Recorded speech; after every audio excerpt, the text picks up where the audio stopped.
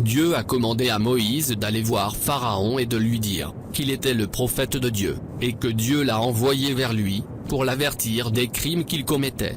Mais Moïse avait peur que Pharaon se venge de lui, parce qu'il a tué un de ses gens, et a demandé à Dieu de mettre Aaron à côté de lui et de l'envoyer avec lui à Pharaon. Alors, Dieu lui a dit de ne pas avoir peur, il ne pourrait pas t'approcher. Les deux prophètes Moïse et son frère Aaron allaient vers Pharaon. Alors, Moïse a dit à Pharaon qu'il est le prophète de Dieu, et il lui a montré ses miracles, le bâton et la main, et il dit à Pharaon, il faut arrêter tes crimes, tu seras puni un jour à propos de tes crimes. Mais Pharaon était un athée, qui ne croyait pas aux miracles et ne croyait pas à l'existence de Dieu. Donc, il considérerait les miracles de Moïse comme un magicien fait de la magie. Pharaon disait à son peuple qu'il n'y a pas de Dieu que lui.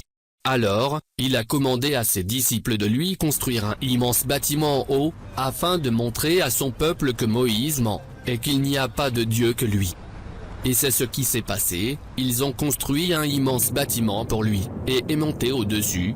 Et il y a ceux qui ont dit, comme Al-Qurtubi et Al-Tabari, les scientistes de l'islam, Pharaon a lancé une flèche vers le ciel, et la flèche est revenue avec le sang, et Pharaon leur dit, j'ai tué le Dieu de Moïse. Il a fait une chose qu'aucun humain n'avait faite, et il a défié Dieu avec ce travail. Malgré cet acte dangereux, Dieu ne l'a pas puni, il lui a donné une autre occasion, bien qu'il ait commis de nombreux crimes avant cet acte. L'histoire de Moïse avec Pharaon se termine dans cette sourate, Sura Al-Qisas, avec Dieu a détruit Pharaon en mer. Mais avant Dieu a détruit Pharaon dans la mer, beaucoup de choses se sont passées. Il y a d'autres sourates dans le Saint-Coran qui montrent cela, comme la sourate des poètes. Il y a un long dialogue entre Moïse et Pharaon. Quand Pharaon a vu les miracles de Moïse, le bâton est transformé en serpent et sa main est devenue blanche avec la lumière. Pharaon a décidé de confronter Moïse avec la magie, parce qu'il considérait Moïse comme un magicien, n'était pas un prophète. Pharaon et Moïse sont convenus d'un jour de congé pour que Moïse affronte les magiciens. Pharaon rassemblait les magiciens dans son royaume, et de nombreuses personnes se sont réunies pour regarder à la confrontation entre Moïse et les magiciens.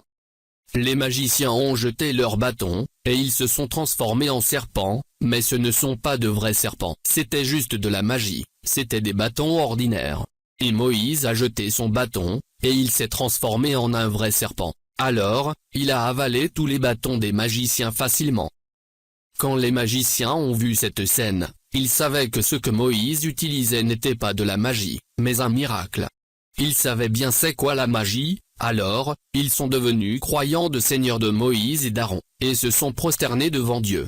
Mais Pharaon n'a pas aimé cette affaire, il a menacé les magiciens de punition, car ils croyaient en Dieu sans le consulter, et il ne leur a pas encore donné la permission. Mais les magiciens ne se soucient plus de Pharaon.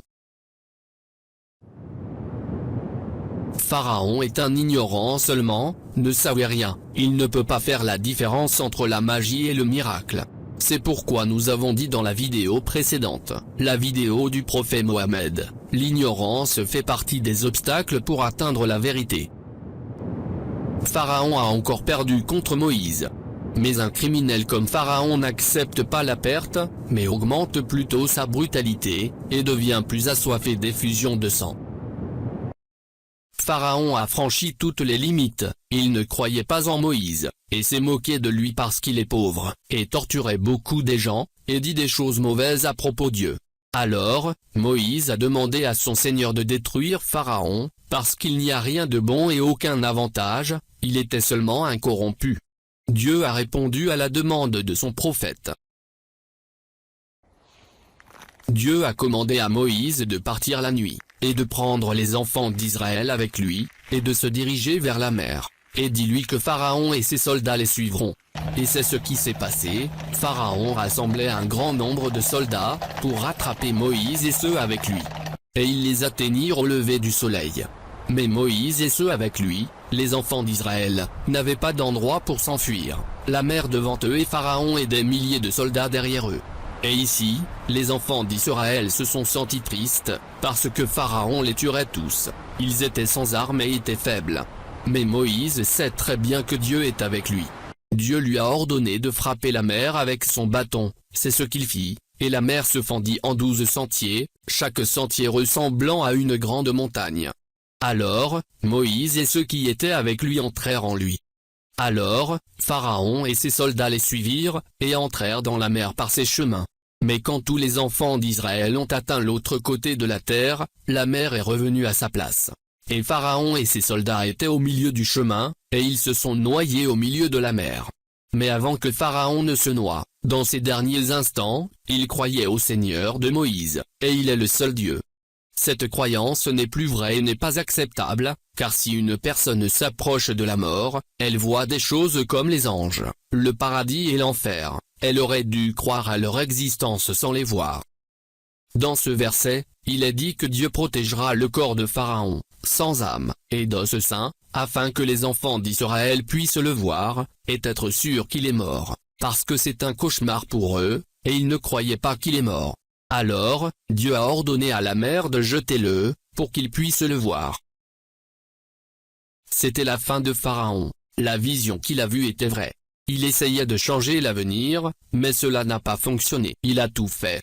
Dieu lui a envoyé une vision pour l'avertir, mais il faisait le contraire, et a utilisé cette vision pour le mal. Il aurait dû réfléchir un peu, à qui lui a envoyé cette vision, et pourquoi. Si Dieu avait voulu, il ne lui aurait pas envoyé cette vision depuis le début. Et tuait chaque nouvel enfant qui naissait, et il ne pouvait pas tuer Moïse. Même sa mère, elle devient l'allaitée et elle est rassurante, et elle ne le cache plus dans le cercueil et la rivière. Non seulement cela, mais il grandissait et devenait un homme dans son château. L'enfant qui le cherche pour le tuer, vivait avec lui son château.